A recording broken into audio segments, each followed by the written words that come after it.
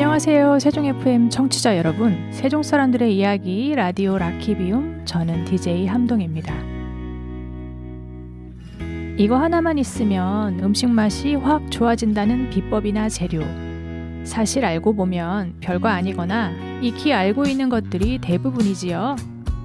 진짜 그 비결은 그 종류가 아니라 들어가는 정도의 차이거든요. 너무 적게 넣어도 안 되고 너무 많아도 안 되고요. 나만 느낄 줄 아는 딱 좋은 그 정도, 적당히. 명인들이 말하는 적당히는 바로 그런 거래요. 수천 수만 번의 도전으로 쌓은 노력의 무게. 오늘도 청취자 여러분의 각자의 자리에서 1g씩 차곡차곡 쌓아가는 하루 되시길 바랍니다. 자, 그럼 세상의 문화, 예술, 공연, 전시, 아카이브, 도서관 이야기 라키비움 시작합니다. 첫 번째 코너는 꿈을 이루는 도서관, 지속가능한 미래를 꿈꾸는 도서관, 동대문구 정부와 도서관과 함께하는 시간입니다.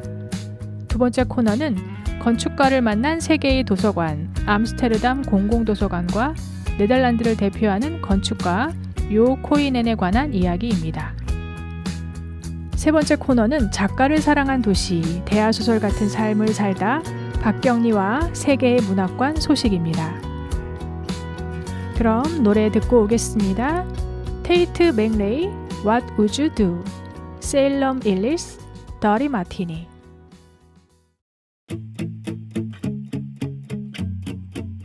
You think you're such a cool kid, and everybody likes you.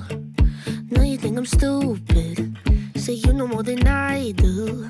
But what you never understand is I used to be such a fan, but now you're such a cool kid. It's like I don't even know you. Yeah, I'm getting really sick of how sorry sounds coming right out your mouth. Don't get too comfortable, 'cause I might not be there next time you turn around. So what would you do if I leave and don't come back? I hope it breaks you in two. If I gave back all the pain that you brought me through, what would you do?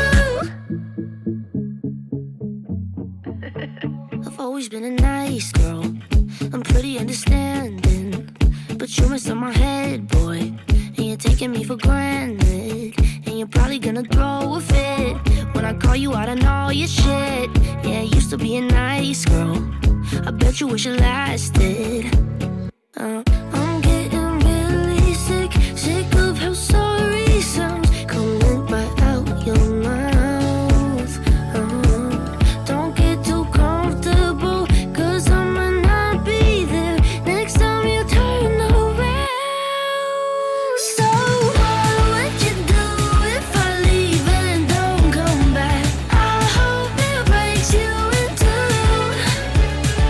If I gave back all the pain that you brought me through, what would you do? We'll make plans and I won't show up, I won't listen, I'll interrupt. When your birthday comes, won't answer ya, 'cause so what, I'll go out and kiss your friends like, oh my god, get over it. Yeah, go get drunk so you forget I'm gone. What would you do if I leave and don't come back? I hope it breaks you in two. If I gave back all the pain that you brought me through, what would you do? What would you do? What would you do? The meaning of life is a dirty martini in a little tiny bar in a really big city with the people I love and a skirt that's mini, oh yeah, oh yeah. I'm skipping through town 'cause I'm going somewhere fun. Put shoes on the ground, make a really good snare drum. Gonna write my number on a napkin, give it to somebody for the practice. I'm small, but if you're mean to my girls, I'll square up. The meaning of life is a dirty martini in a little tiny bar in a really big city with the people I love and a skirt that's mini, oh yeah, oh yeah. The meaning of life is a dirty martini when it's hitting just right and I'm getting all giddy. There's a boogie song on, everybody dance with me, oh yeah, oh yeah. Head out the window like a dog on the ride home. Someone's at work in a different time zone. Gonna eat a second dinner on the counter. Win a couple Grammys in the shower. Said I wouldn't call him tonight, I lied though. The meaning of life is a dirty martini in a little tiny bar in a really big city with the people I love in a skirt that's mini, oh yeah, oh yeah. The meaning of life is a dirty martini when it's hitting just right and I'm getting all giddy. There's a boogie song on, everybody dance with me, oh yeah, oh yeah, oh yeah. Can you feel the whimsy? Oh yeah. Are you dancing with me? Oh yeah. Can you feel the whimsy? Oh yeah. Can you feel it? Can you feel it? Can you feel it? The meaning of life is a dirty martini in the golden hour light. When the world looks pretty, everything is alright. When you get a little silly, oh yeah. Oh yeah. Oh yeah. 지금 여러분이 듣고 계신 세종 사람들의 이야기 라디오 라키비움은 세종 FM 98.9MHz, 한밭 FM 93.7MHz와 함께합니다. 라키비움 첫 번째 이야기는 꿈을 이루는 도서관, 지속가능한 미래를 꿈꾸는 도서관, 동대문구 정보화 도서관과 함께하는 시간입니다. 동대문구 정보화 도서관은 2006년 서울시 동대문구 청량리동에 설립된 공공도서관으로 지역 주민들의 지식과 정보 접근성을 향상하고 문화생활을 지원하는 중추적인 역할을 담당하고 있는데요. 2011년부터 동대문구 시설관리공단이 맡아 운영하고 있습니다. 요즘 급변하는 시대적 흐름에 맞춘 선제적이고 혁신적인 서비스를 제공하기 위해 노력 중이라고 해서 찾아봤습니다. 동대문구 정보화 도서관은 누구나 자유롭게 이용할 수 있는 열린 지식문화 공간을 지향합니다. 지하 3층, 지상 3층의 규모로 유아 어린이 자료실, 종합자료관, 시청각실, 미디어 창작 지원센터 등을 갖추고 있고 옥상에는 다양한 식물을 감상할 수 있는 자연학습 체험장이 마련되어 있는데요. 또한 공공 작은 학교 도서관, 서울특별시 동부교육지원청, 동대문구청 등 지역기관과 연계한 동대문구 도서관 네트워크의 구심점으로 기능하며 명실상부 동대문구 대표도서관으로 자리매김했습니다. 내년에 개관 20주년을 맞이하는 동대문구 정보화 도서관은 변화한 지역사회 인구구조 등에 따라 그 역할과 운영 방식의 재정립이 필요했는데요. 동대문구 데이터 플랫폼 주민등록 인구 통계에 따르면 2025년 3월 31일 기준 동대문구 인구는 34만 2223명으로 개관한 해인 2006년 3월 31일 기준 38만 910명보다 약 10% 줄어든 것으로 나타났습니다. 지속적인 인구 감소에 더해 서울시의 타 자치구 대비 노인, 장애인, 저소득층, 다문화 가정 등 지식정보 취약계층의 비율도 높았는데요. 동대문구 정보화 도서관은 이러한 특성에 기반해 서울시 지식정보 취약계층 지원 사업을 2021년부터 2023년까지 운영했고 시니어 인문 독서 프로그램, 디지털 리터러시 교육, 다문화 가정 대상 독서 활동, 한방 인문학 강좌 등 지역사회와 함께하는 다양한 프로그램을 선보이고 있습니다. 황선영 사서는 도서관이 지역 공동체 활성화의 중심이 되어야 한다고 강조합니다. 오늘날 도서관은 정보를 제공하는 공간을 넘어 책을 매개로 생각을 나누고 지역의 문제를 고민하며 더불어 성장하는 기반이 되어가고 있습니다. 동대문구 정보화 도서관 역시 지속가능한 도서관 모델을 구축하기 위해 다각도로 노력을 기울이고 있으며 ESG라는 시대적 가치를 반영한 동대문구형 도서관 활력지수 역시 그 노력의 일환입니다. ESG는 2004년 UN 보고서에서 처음 언급된 개념으로 환경, 사회, 지배구조를 의미하는데요. 환경보호, 사회적 책임, 투명한 경영을 기반으로 지속가능한 성장을 추구하며 오늘날 미래 세대를 위해 기업과 사회가 실천해야 할 핵심 가치로 자리 잡았습니다. 동대문구 정보화 도서관은 이러한 시대적 요구에 발맞춰 전국 도서관 중 처음으로 운영 방식에 ESG를 접목한 2024년부터 2028년 동대문구형 도서관 활력지수 중장기 계획을 수립하고 다음의 핵심 가치를 제시했습니다.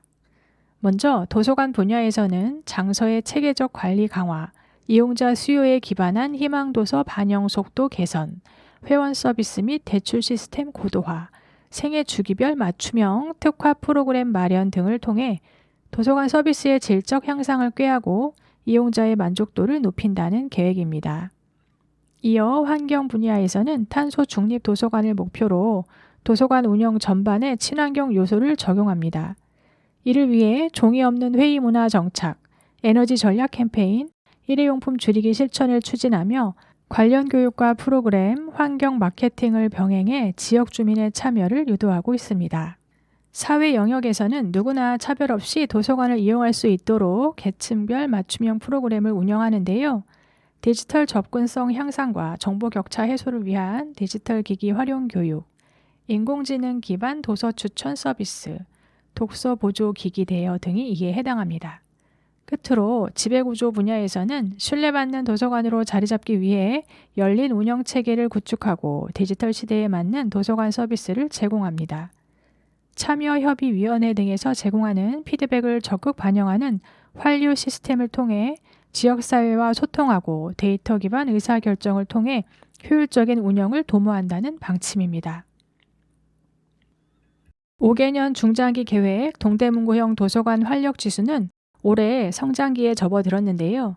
지난해 도입기 동안 구축한 철학과 체계를 바탕으로 올해와 내년에는 실질적인 성과를 창출해 지속 가능성을 확보하는 데 주력할 예정입니다. 황선영 사서는 주민들의 인식 변화와 지지가 가장 큰 힘이 된다고 이야기합니다. LESG 도입 이후 한 어르신은 도서관이 책만 읽는 곳인 줄 알았는데 삶의 고민도 함께 들어주는 공간이 되었다고 하셨고, 탄소 중립 마술 공연에 참여한 어린이는 지구를 지키는 마법사가 되고 싶다며 순수한 꿈을 전해주기도 했어요. LESG 개념이 이용자들의 일상에 자연스럽게 스며들면서 정서적 공감과 실천적 의지로 이어지고 있는 것이죠. 그리고 이러한 반응은 도서관이 앞으로 나아가야 할 방향에 대한 확신을 더욱 굳건하게 만들어줬습니다. 사서 개인 역시 긍정적인 변화를 체감하고 있는데요. 프로그램을 기획할 때 참여 인원이나 만족도가 아닌 지역사회에 미칠 영향과 사회적 책임을 우선으로 고려하면서 사서들 간 의견 교류와 공동 기획이 더욱 활발해지고 보다 창의적이고 확장된 서비스 제공이 가능해진 것입니다. 동대문구형 도서관 활력지수 LESG를 통해 황사서도 한층 성장했는데요. 개인적으로는 지역사회와 함께 성장하고 변화를 만들어가는 일원이라는 자긍심을 갖게 된 것이 가장 큰 변화라 할 수 있습니다. 단순한 지표가 아닌 도서관의 사회적 책임을 실현하기 위한 경영 철학이에요. 2027년 성숙기 이후에는 사업이 특정 도서관 사례에 머무르지 않고 전국 공공도서관의 지역 여건에 맞춰 자율적으로 적용할 수 있는 확산 가능한 운영 모델이 되기를 기대하고 있습니다. 개관 당시만 해도 도서관은 조용히 책을 읽는 공간, 지식 정보를 제공하는 정적인 장소라는 개념이 강했습니다. 하지만 지금은 기후위기, 디지털 전환, 사회적 불평등과 같은 현대사회가 직면한 이슈에 능동적으로 대응하고 의제를 나누는 동적인 공간으로 변모해가고 있어요. 앞으로도 책을 넘어 삶의 변화와 사회적 실천을 실행하는 도서관으로서 그 역할을 더욱 확장할 수 있도록 노력하겠다고 황선영 사서는 전합니다. 노래 듣겠습니다. 다키 끝을 넘어 너에게.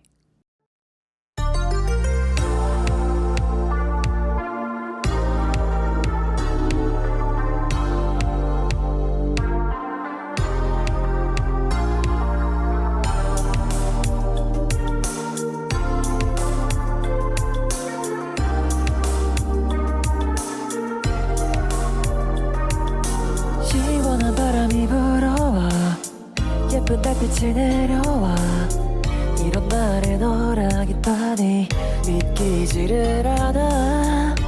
영원이란 것도 너와 함께라면 할 수 있을 것 같아. 조심스레 바래본다. 너의 한마디에 걱정을 잊고 너를 본 사이에 하루를 지나. 위태롭지만 모든 걸 걸게. 의심이라는 병을 알아도 너만은 끝까지 변치 않아주길. 네가 있는 곳이 이 세계의 끝이라도 너를 향해 달려갈게. 약속해. 어쩌다 너의 마음이 나에게서 멀어진다 해도 나는 거기 있을게. 너만을 기다릴게 영원히.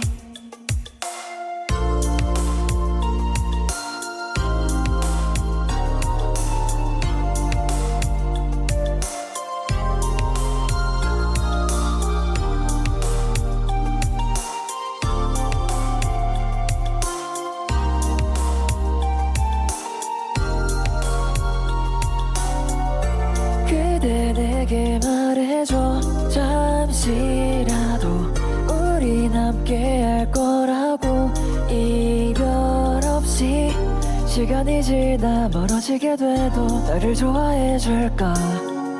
쉽게 믿을 수 없는 너의 마음이 날 아프게 하지만 네가 있는 곳이 이 세계의 끝이라도 너를 향해 달려갈게. 약속해. 어쩌다 너의 마음이 나에게서 멀어진다 해도 나는 거기 있을게. 너만을 기다릴게.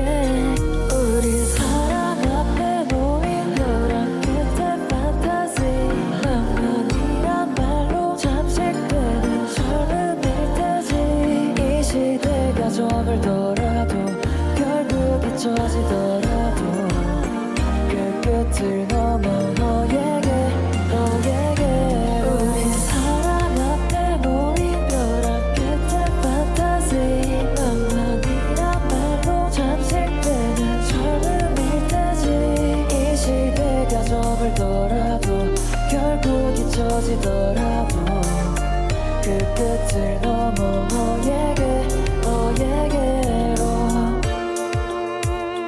너에게로 너에게로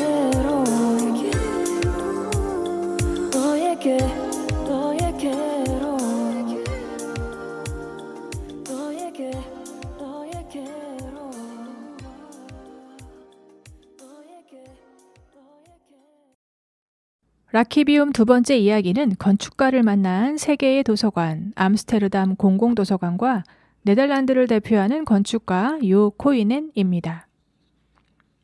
네덜란드의 문화 수도 암스테르담 중심에 위치한 암스테르담 공공도서관 OVA는 단순히 도서관을 넘어 현대 도시 문화의 상징이자 지식의 허브입니다. 네덜란드를 대표하는 건축가 요 코이넨이 설계했으며 개방성과 창의성을 바탕으로 설계한 대표적인 공공공간인데요. 요 코이넨은 도시와 사람, 지식이 조화를 이루는 공간을 만들고자 한 건축가로 암스테르담 공공도서관은 그의 철학이 고스란히 반영된 결과물입니다. 암스테르담 공공도서관이 위치한 오스테르 독세아일란트는 암스테르담 동쪽 항구에 위치한 인공섬인데요. 과거 산업 및 항만 시설이 있던 곳으로 2000년대에 들어서 문화, 주거, 업무, 상업 기능이 혼합된 현대적 도시 개발이 진행되었습니다. 암스테르담 공공도서관은 근처에 있는 암스테르담 음악당, 네덜란드 해양박물관, 과학박물관 등과 함께 문화, 지식, 여가 기능이 밀집된 클러스터를 형성하는데요. 서로 불과 도보 5에서 10분 거리에 위치하며 도시의 주요 관문으로서 기능하고 있습니다.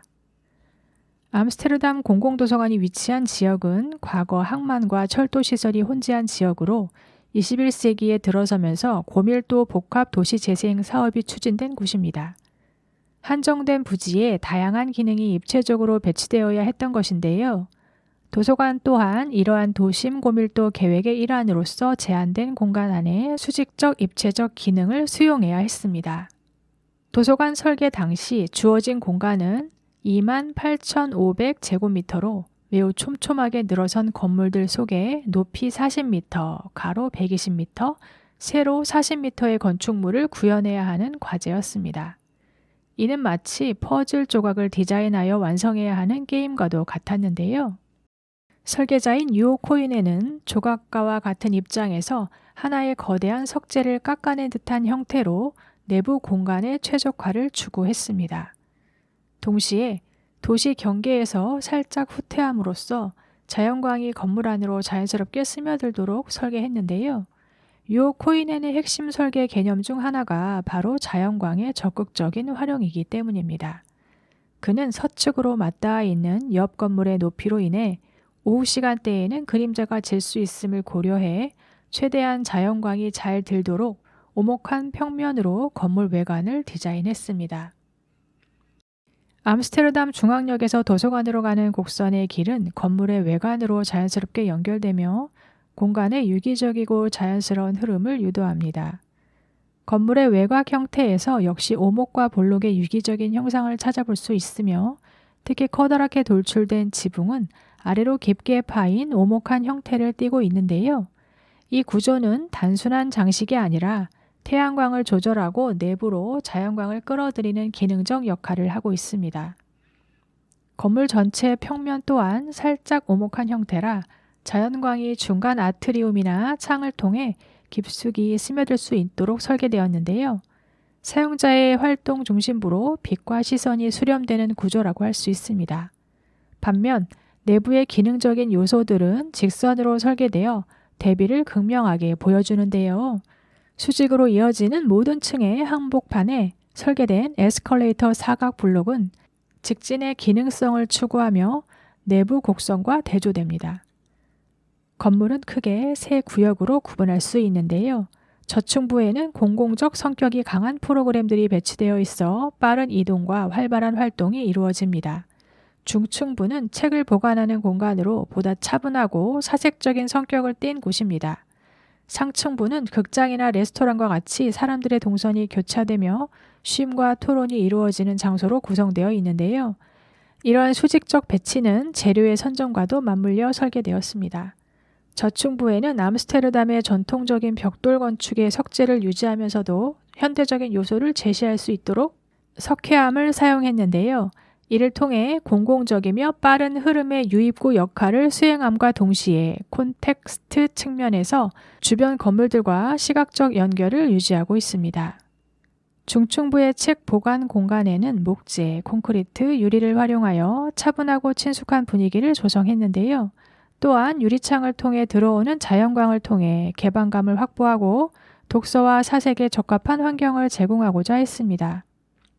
상층부에 위치한 레스토랑과 극장 등의 공간은 각 기능에 부합하도록 금속과 유리를 적극적으로 활용했는데요.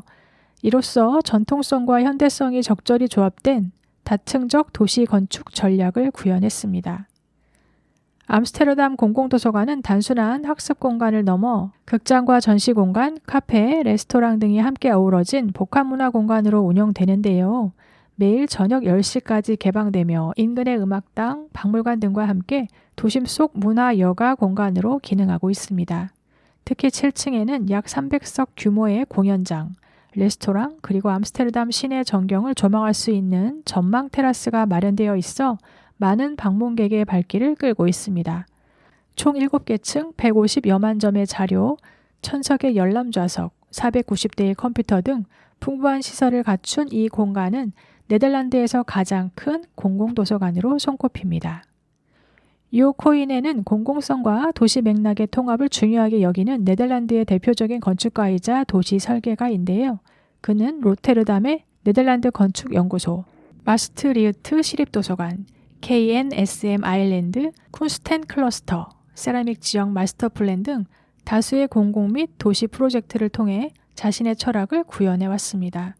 암스테르담 공공도서관은 그의 이러한 경험과 비전을 바탕으로 도시 속 공공도서관이 어떻게 사람과 지식, 문화가 만나는 장이 될 수 있는지를 잘 보여주는 대표적 사례라 할 수 있습니다.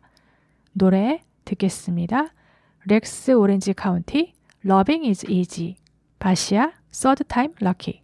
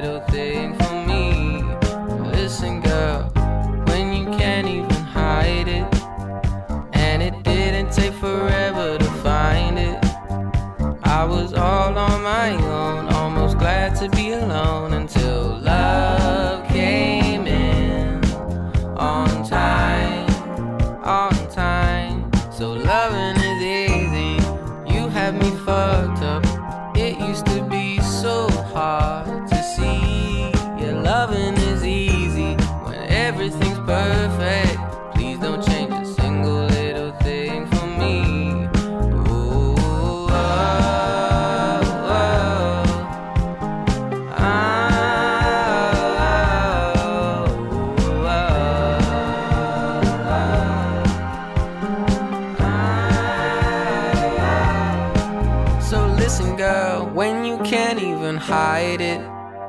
And it didn't take forever to find it. I was all on my own, almost glad to be alone, until love came in on time. Oh, on time. Loving is easy. You had me fucked up. It used to be so hard to see. Yeah, loving is easy when everything's perfect. Please don't change a single little thing for me.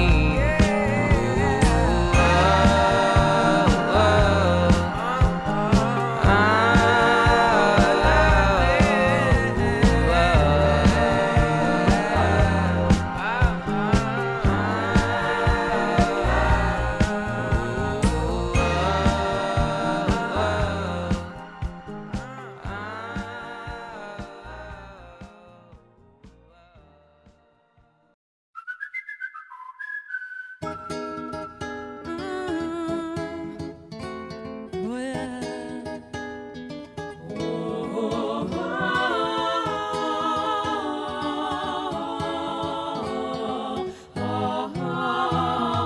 First one is a shock. Second helping, no good enough. That I'm lucky and you arrived. If you have any doubts, try once more. Maybe I was too impressed. He flattered, I was blushing. He found my joie de vivre so cute and rather touching. Himself so upwardly mobile, so cerebral, clever. Could I ever live up to his dreams? Or would I like to play a part in his scheme? Well, I don't think so.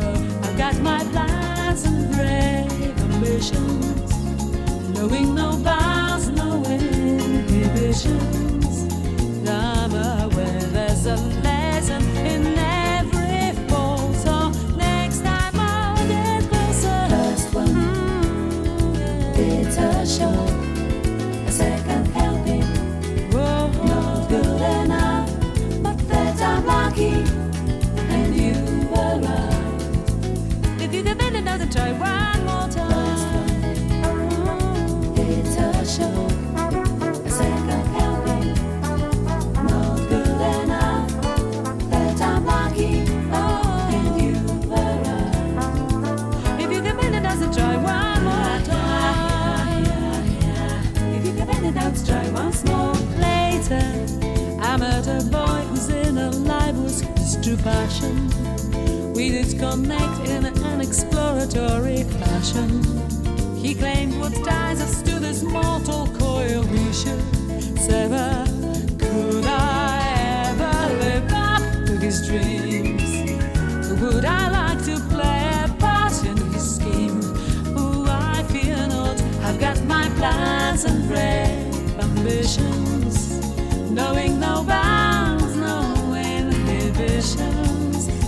I know there's a lesson in every fall, so next time I'll get closer. First one, it's a shock. A second helping, not good enough, that I'm lucky and you arrived.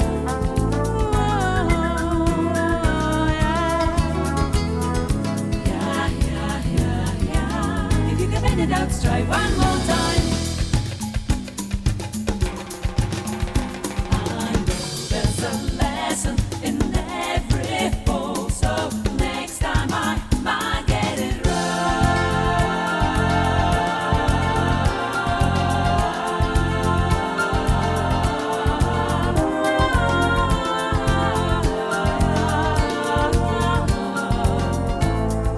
Come on, Danny.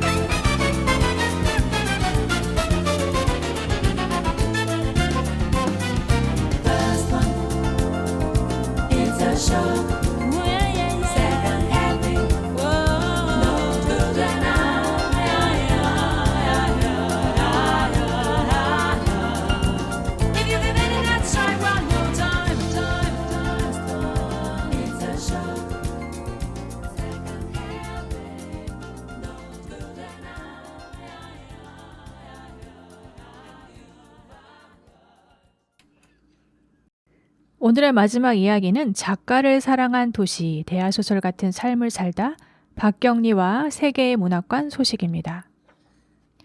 작가 박경리의 문학과 뜻을 기리는 문학관은 무려 3개나 된다는 사실 알고 계셨나요? 원주의 박경리 문학공원과 통영의 박경리 기념관, 그리고 하동의 최천판댁 옆 박경리 문학관이 그것입니다. 그만큼 작가가 한국 문학의 거장임을 다시 한번 상기시켜 주는데요.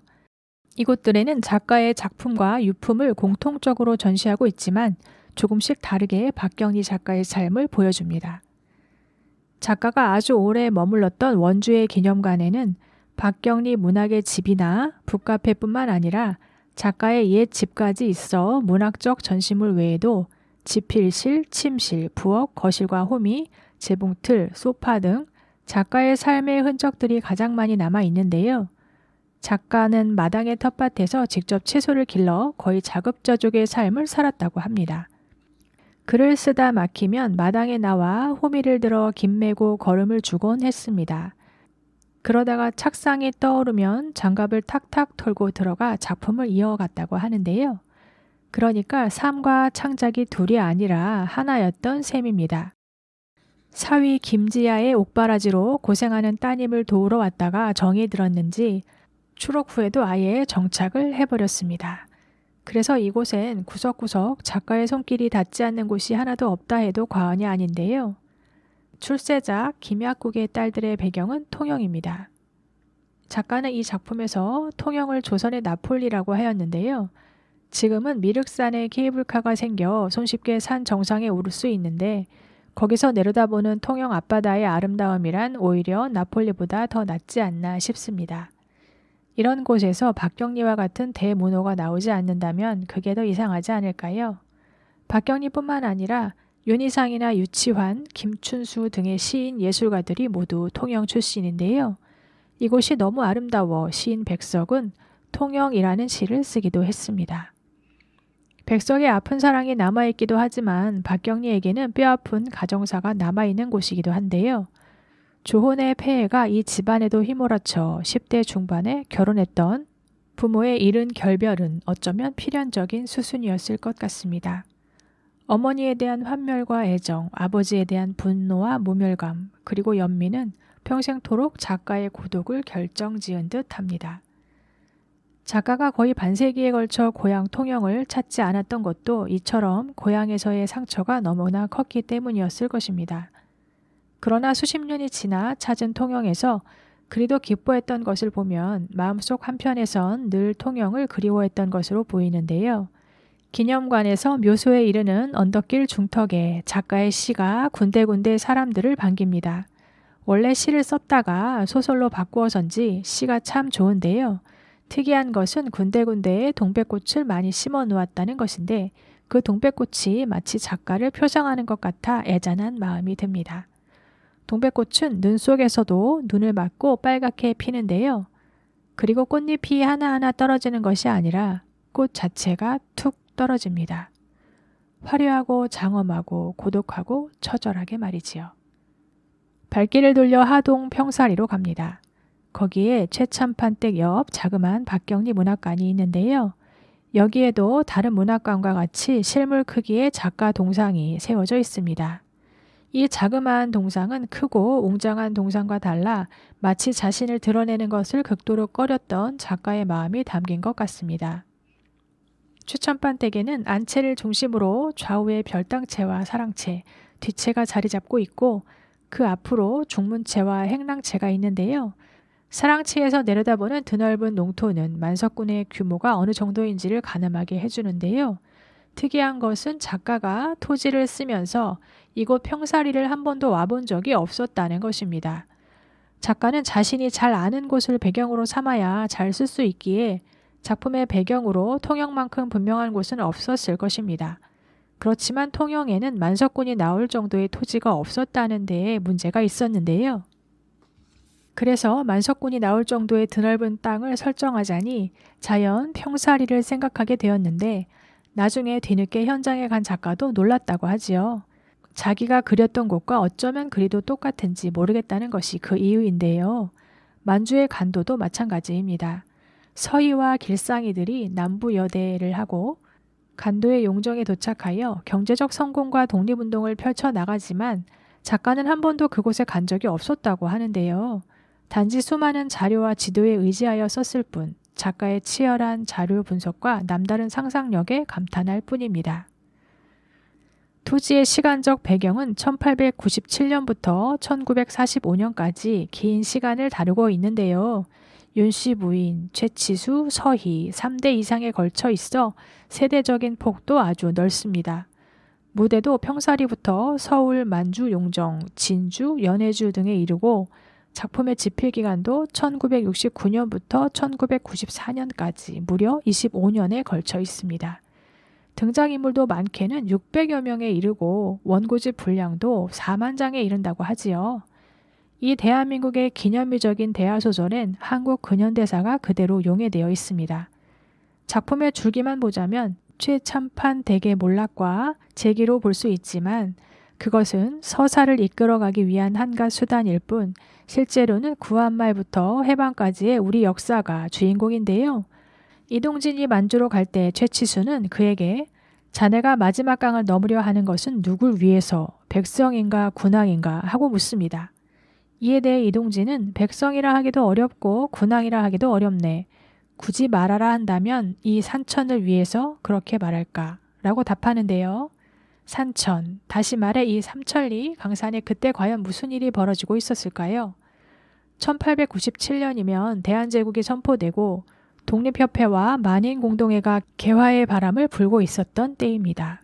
이후 을사늑약과 정미 7조약을 거쳐 1910년 나라를 뺏겨 식민지가 되었고 이 땅에는 식민지에 빌붙어 살던 친일파들과 나라를 찾기 위한 다양한 독립운동 세력들이 이합집산하던 때였습니다. 형식적으로는 노비제가 없어졌지만 반상의 갈등이 극에 달하기도 하였는데요. 이 어지러운 변화 속에서 작가는 어떤 입장을 보이고 있었을까요? 토지의 윤씨 부인은 절에 갔다가 우간의 동생이자 동학농민군 장군 김계주에게 물리적으로 강제적 관계를 갖게 됩니다. 그로부터 낳은 자식이 구천이 김환이고 그는 이를테면 최치수의 동생이 되는 셈입니다. 작가는 최치수를 귀녀에 의해 어이없게도 죽게 만들지만 구천이는 후에 반일운동의 중심에 서게 하지요. 김계주가 잡혀 처형당했다는 소식을 들었을 때 윤씨 부인은 아무도 모르게 조용히 눈물을 흘리고 마는데요. 신분적 격차에도 불구하고 서희는 후에 길상이와 결혼할 뿐만 아니라 하층민인 용의를 가장 우직하면서도 낭만적인 그러면서도 존엄한 인물로 그려냈습니다. 이 몇 가지 설정만 보더라도 작가가 하층민들에 대해 얼마나 큰 애정을 가지고 있었는가를 알 수 있는데요.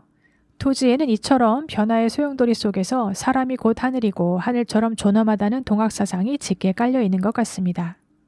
이 거대하고 장엄한 소설을 쓴 거장 박경리의 첫 출발이 상처 잘 받고 약하고 여린 심성으로부터 시작했다는 것은 참으로 놀라운 일인데요. 앞서 말한 바와 같이 작가의 비극적인 가정사는 말할 것도 없고 전쟁통의 남편과 아들마저 잃었습니다. 딸 하나와 어머니 셋이서 생계를 해결하면서 자존을 유지하기란 참으로 끔찍한 것이었을 텐데요. 작가의 1950년대 초기 소설은 이 셋이 살아가는 삶의 애환으로 점철되어 있습니다. 그래서 사소설이라는 말로 폄하되기도 하였는데 작가는 이를 불신시대에서 생명이라는 화두 하나로 한 단계 비약해버렸습니다. 사회적 부정과 개인적 불행에 좌추하지 않고 끝끝내 생명의 의지로 이 난관을 극복해 나가겠다는 이 확고한 결의는 비명소리 가득했던 전후 소설의 탈출 선언이라 해도 과언이 아닐 것입니다. 그뿐만 아니라 작가는 1960년대 들어 김약국의 딸들을 써서 사소설의 범주를 시원하게 벗어버렸고 나아가 시장과 전장으로는 남편의 사상 문제로 두려웠던 소위 연좌의 고통을 낭만적 혁명가의 긍정으로 정면 돌파해 나갔는데요.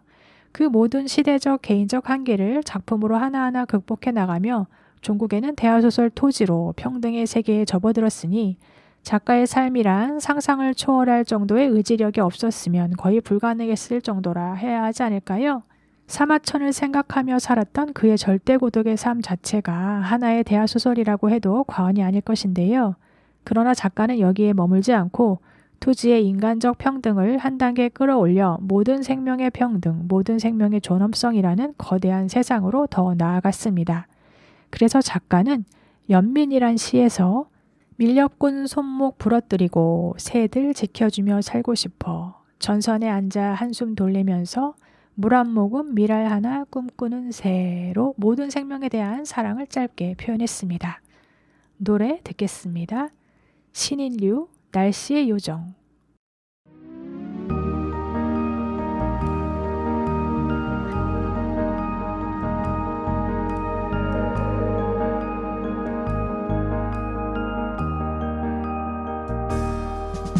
지나칠 수 없는 날이 있어요.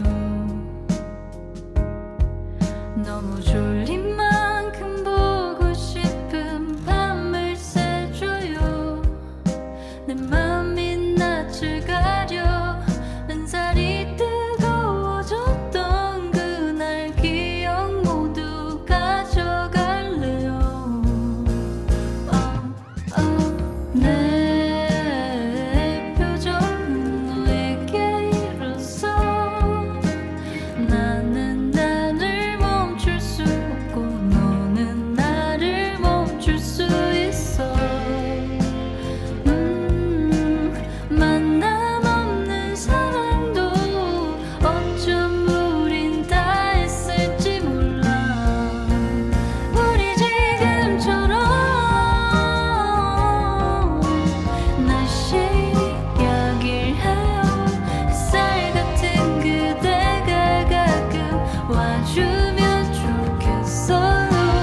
우리 지금처럼 날씨 이야기를 해요. 비가 내려도 낯설지 않을 거예요. 내가 기다린 만큼 손을 잡아요.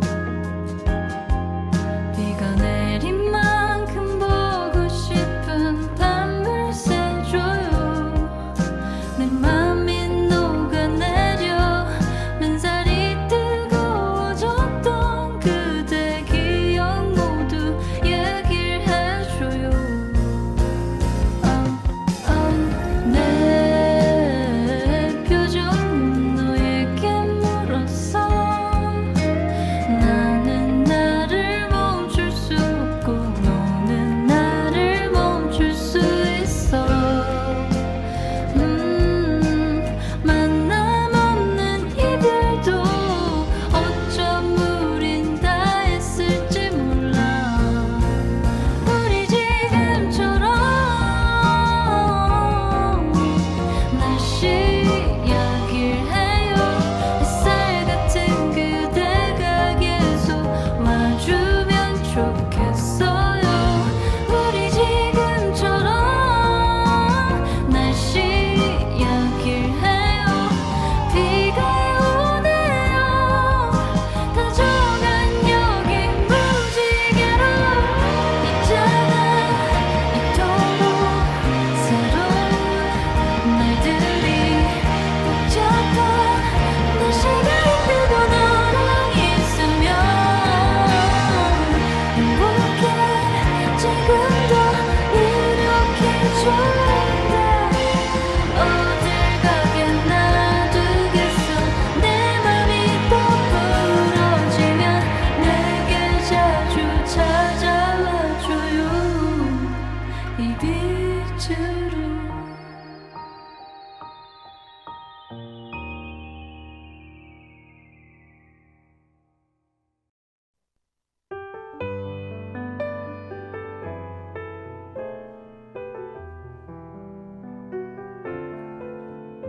뿌리가 얕거나 기둥이 휘어있는 나무는 가는 실바람에도 부러지고 넘어가기 쉬워서요. 곧게 자라길 바란다면 지지대는 필수이지요. 일명 버팀목, 버팀나무라고 해서 휘어있는 나무 옆구리에 든든히 세워두면 굽어있는 기둥을 펴내고 뿌리도 깊어진대요. 스스로 버텨낼 힘을 기르는 거죠. 약하고 시들하던 나무 한 그루를 일으켜 세우는 건 버팀목이라는 이름의 또 다른 나무인 것처럼 우리에게 가장 듬직한 지지대, 역시 사람만큼 훌륭한 게 또 있을까요? 지금까지 세상의 문화, 예술, 공연, 전시, 아카이브, 도서관 이야기, 세종 FM 라디오 라키비움 진행의 함동이었습니다. 끝으로 들려드릴 곡은 제이스 준 400 Flowers입니다. 다음 시간에 뵙겠습니다. 감사합니다. 이 프로그램은 세종시청자 미디어센터와 함께 시청자가 직접 제작한 프로그램으로 방송통신위원회의 방송통신발전기금을 지원받아 제작되었습니다. Alright, hear me out. You ever wanted to be the main character in your own movie? Well, congratulations, cause you're in this one. So listen, here's a story about a regular dude named Corey who has a super regular job in a 10-story, who likes Pulp Fiction and can sort of be sporty. And Lisa, oh, she's sweeter than a soda on the toast of Visa. She often sells flowers at the corner off Bleecker. She loves the States, but she's here on a visa. Visa, you like her a lot, but she don't even know. I swear you bought like 10 tulips and you might buy more. Oh, you pass her every day on the commute back home, and you would look if she's looking, but she just looks at her phone. And you wanna say she's beautiful, but you're trying to find the courage to, so you walk away. Well, I've got some news for you. You don't know. You don't know that she likes you back, that she does the math. You bought 45 flowers to this day, and you know what to say, but you count the days like 1, 2, 3, 4. She thinks you should ask her out, even though she really doubts it would ever come about. Today you gotta raise, you're just feeling aligned, so you thought of an idea that you might just try. You would buy like every flower and then make a surprise. You would tie them all together and come back in the night. So you tried it, you did every single flower and said, oh, buy it. And she looked you right in the eye and she decided that she would ask you out to dinner on Friday. Now you know, now you know that she likes you back, that she does the math. You bought 400 sweet flowers to this day, but y'all don't count no more. You just right away. Well, that's the end of our picture for tonight, ladies and gentlemen. Thank you for joining us here at June Theater, and we will see you all next week.